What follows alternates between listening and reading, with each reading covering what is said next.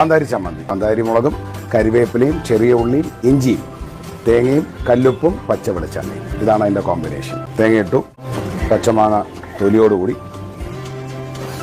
കാന്താരി മുളക്, പിന്നെ നമ്മളെ സ്വന്തം കരിവേപ്പില, ചെറിയ ഉള്ളി.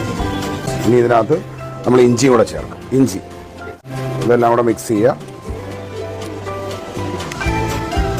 ഉപ്പ് ചേർത്ത് മിക്സ് ചെയ്തിട്ട് നമുക്ക് കല്ലിലരയ്ക്കാം. നമ്മളിപ്പോൾ മിക്സിയിലാണ് അരയ്ക്കാൻ പോകുന്നത്.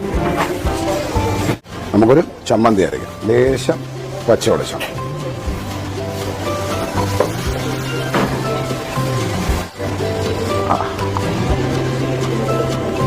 ഇനിയാണ് ഇതിൻ്റെ മാജിക്.